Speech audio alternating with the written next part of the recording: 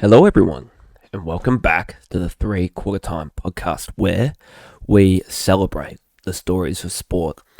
I'm Wilks, and listen, leadership is a constant in human life. It's something that helps us realize our true qualities, our capabilities, our strengths, whilst also acknowledging where we need to improve.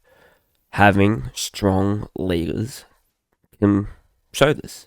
It can help us realize this. And these leaders occupy important parts in life, both in history and in sport. And I'm I've thought about leadership quite a bit over the last probably 3 weeks, especially since watching West Ham in the midst of its relegation fight, which unfortunately has come to an end.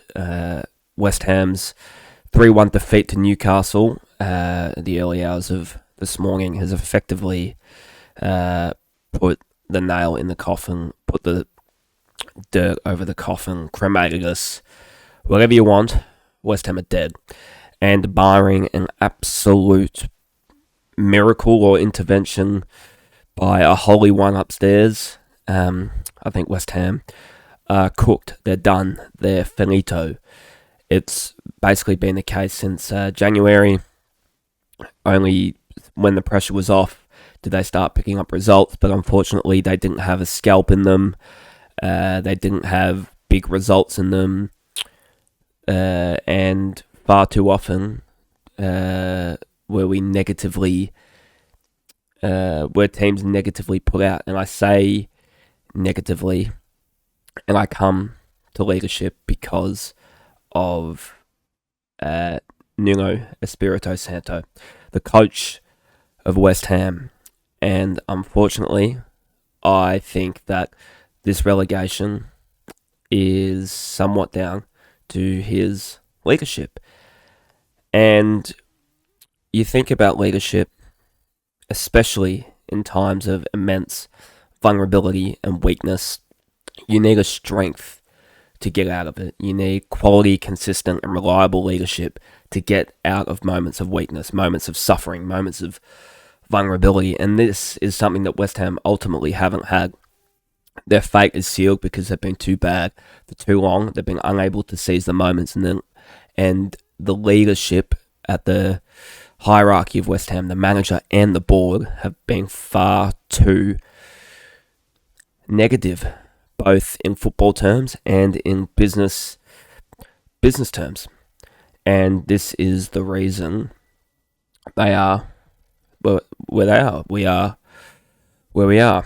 And it all started, the old saying is, the fish rots from the head down. It all started with the sacking or dismissal of David Moyes. Now, David Moyes is someone who is very akin to the Roman leader Hannibal. Now, Hannibal was famous for scaring the absolute daylights out of the Romans and manipulating the environment and being a very tactical, set, rigid, structured military tactician, very focused on manipulating the environment and trying to use the opponent's strength against them. And this is very notable in the sense that David Moyes wasn't particularly a possession-based manager. He won the Conference League final with West Ham, and West Ham had about 37% possession of the ball. So defend deep, defend strong, defend structurally, and catch them on the break, catch them on the counter. Now, Hannibal frequently caught Romans on the counter. I mean, he stormed a bunch of elephants over the Alps to try and invade Rome in the Second Punic Wars, and it worked. It worked in the sense that it instilled fear into the Romans. But Nuno, in comparison to that, the sacking of David Moyes, the sacking of our Hannibalistic leader, you could say, led to an absolute, downward spiral in terms of subsequent managers. And we ended up having 4 managers in the span of 18 months. And we had Julian Lopetegui, he got sacked. And then we ended up with Graham Potter. Now, Graham Potter is someone that I thought is very, very, very akin to the leader, Tsar Nicholas II of Russia. Now, Tsar Nicholas II of Russia is, let's just say, not very proudly remembered, because as a leader, he was absolutely hopeless. He was out of his depth, and as the ruler of an autocratic state, and Russia itself is a very proud nation, especially back in revolutionary times, Tsar Nicholas had no idea how to manage a proud state like Russia. And during World War One, after Russia was getting absolutely trounced, and getting trounced in a avenue that they wanted to use to promote themselves on the world stage and promote a pride and a national pride and a respect from other countries, they were getting absolutely trolloped. And what Tsar Nicholas did was he took over as military commander of Russia in World War One, and he did this with no military experience whatsoever. And as a result, he was completely out of his depth. And I thought this was the case with Graham Potter. Both of them were out of their depth. Both of them had no idea how to manage the standards or the perceptions of a high and proud club like West Ham, a state like Russia, revolutionary Russia. I mean, Potter even failed at Chelsea, another team with perhaps even bigger standards than West Ham. And as a result of both of as a result of being unable to understand the stakes of the club, they found themselves way out of their depth, and both of them committed something that can be considered almost career suicide, if you look at it in that terms. And they denounced and removed any ounce of secondary opinions in a bid to make themselves the ultimate voice. Tsar Nicholas was famous for regularly dismissing his advisors, regularly dismissing people who opposed what he was saying, people who had differing views for what he was saying, people who completely went against plans and military tactics that he wanted to implement. Graham Potter did the same thing at West Ham. Tsar Nicholas replaced a very popular Russian general to become a military commander, even though he had absolutely zero military experience. And Graham Potter completely gutted the list of West Ham's experienced and popular voices in the dressing room.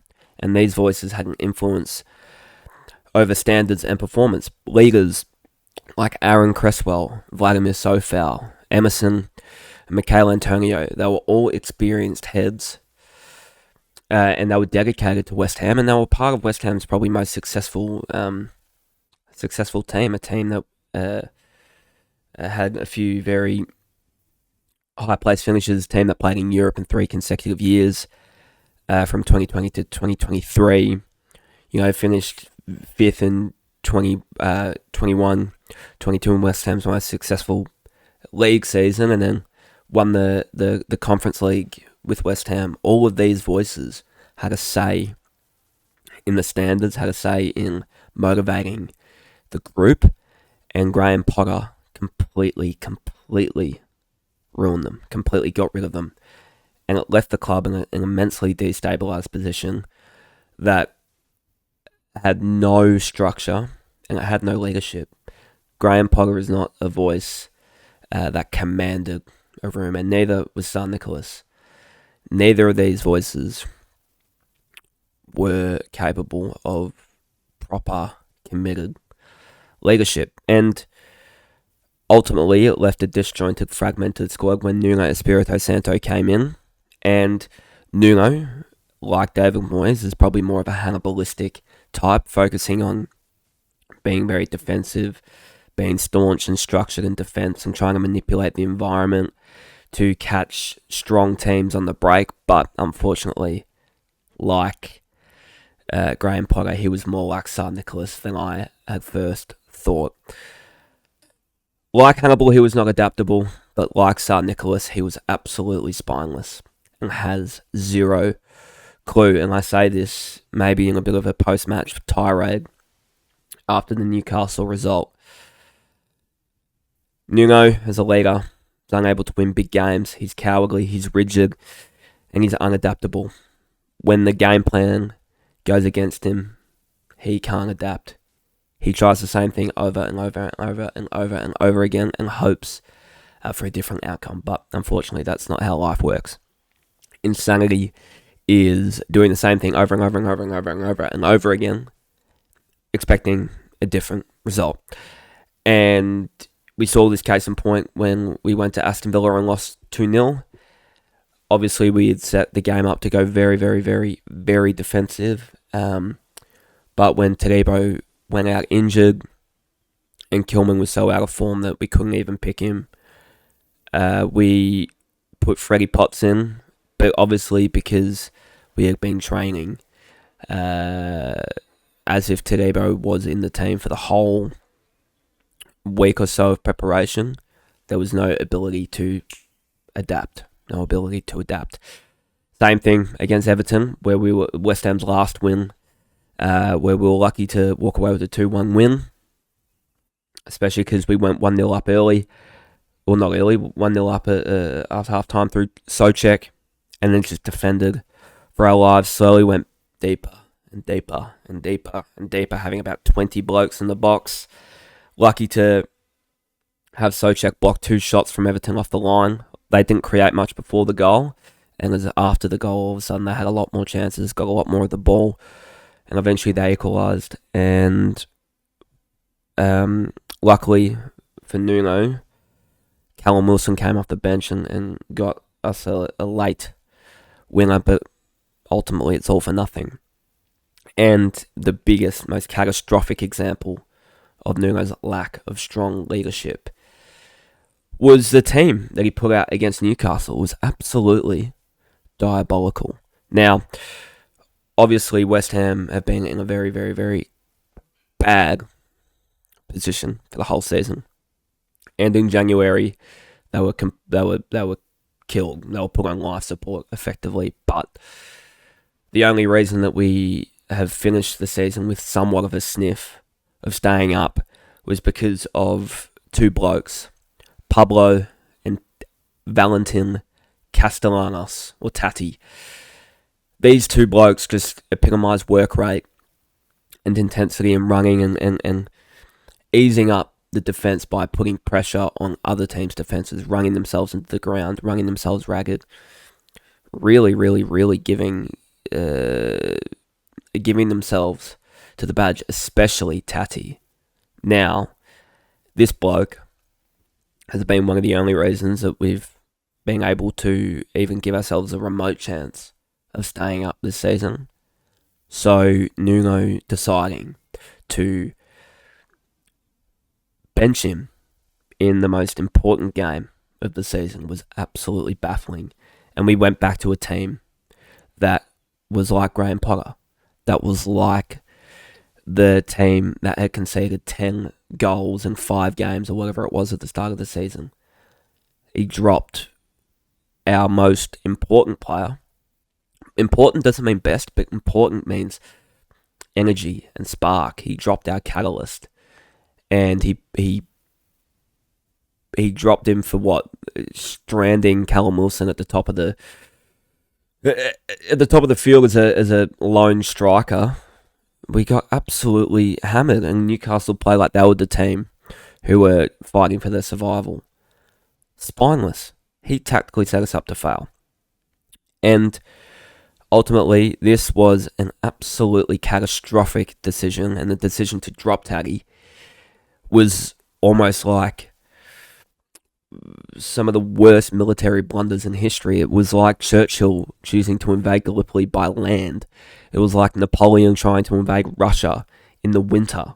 It was like Tsar Nicholas dismissing his advisors in trying to leave the Russian military of vibes alone. And it's like Japan bombing Pearl Harbor and just awakening the US, and which resulted in them eventually getting nuked. All of these are catastrophic decisions as a result of bad leadership. And this is something that you think about. For a team to succeed, for a team to have any chance of survival, for a team to get out of rough patches, you need leaders that you can rely on, you need leaders that you can trust. And especially in history and in war, it's life or death.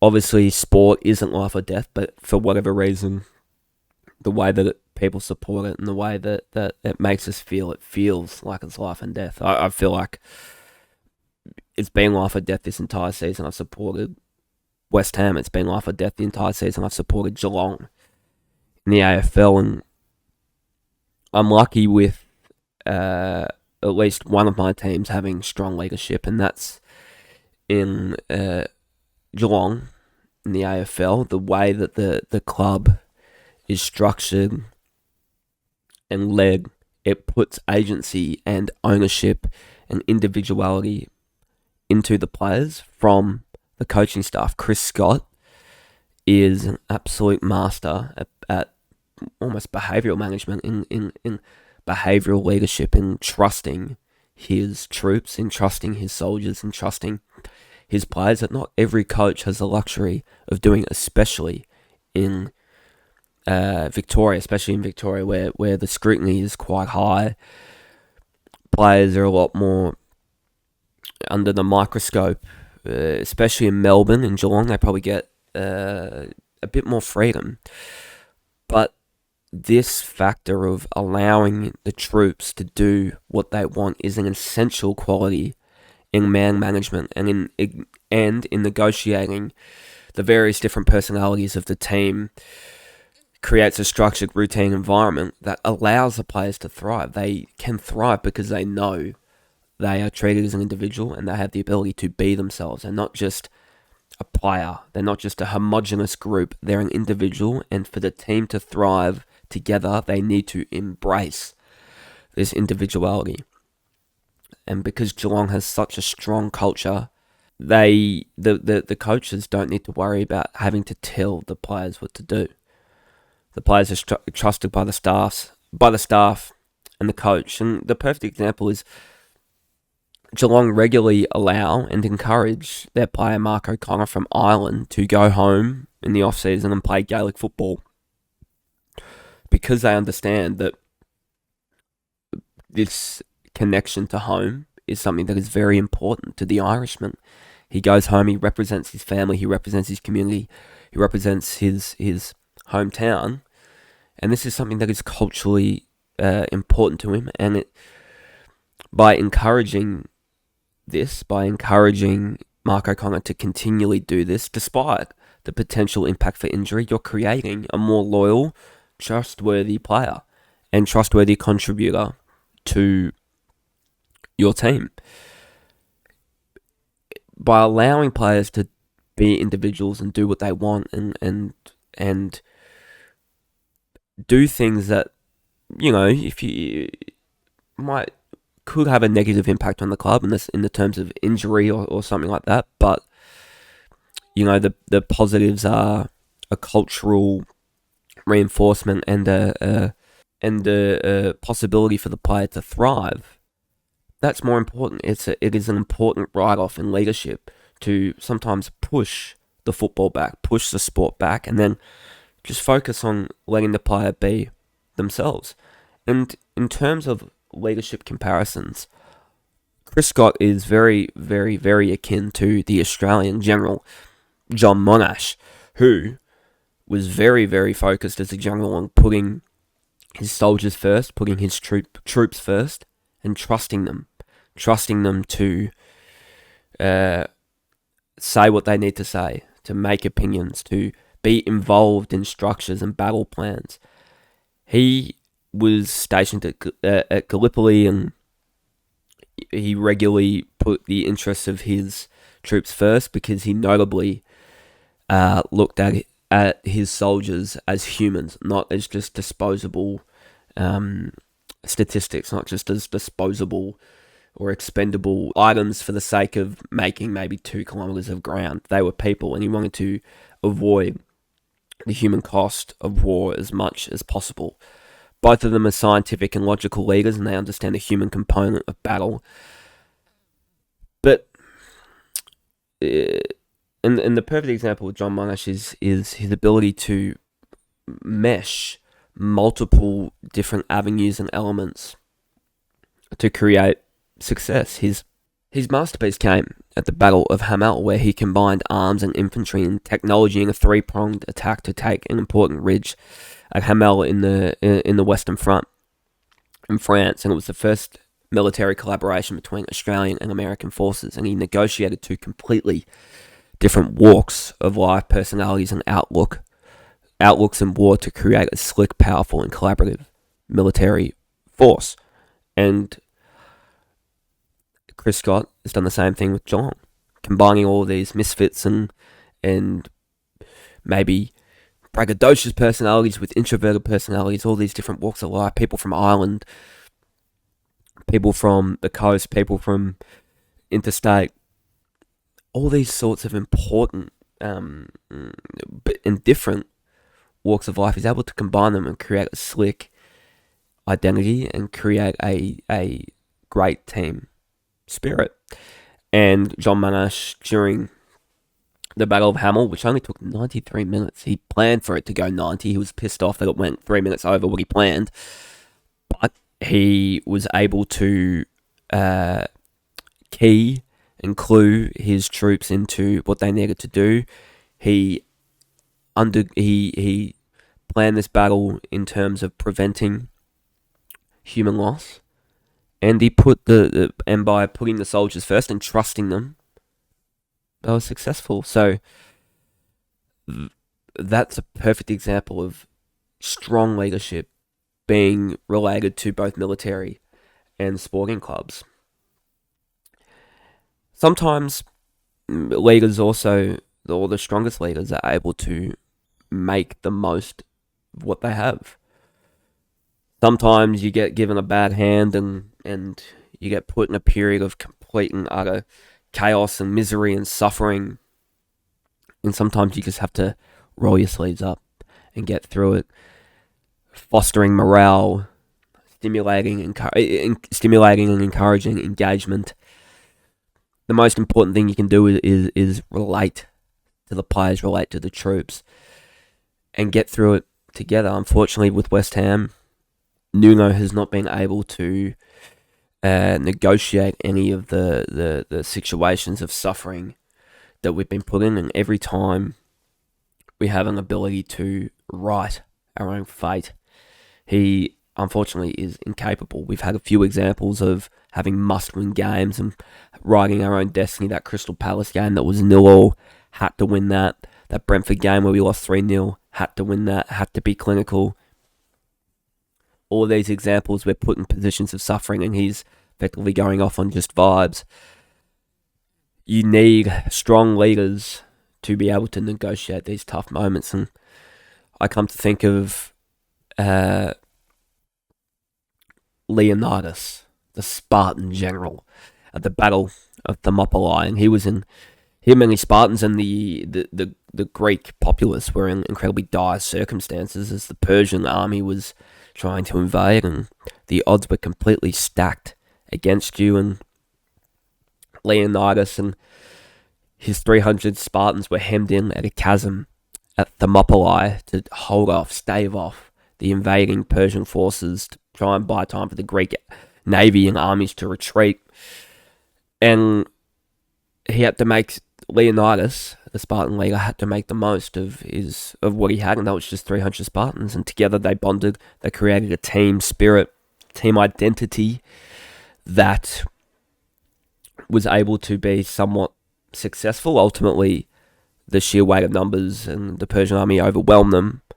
But he had to make the most of what he had to achieve his goal of delaying the incoming Persian forces, leading from the front in a blood bond with his brothers. Now, injuries threatened many teams, and circumstances have threatened many teams, but the teams that survive and the teams that come out strongest and the teams that I'm remembered most are the teams that bond together.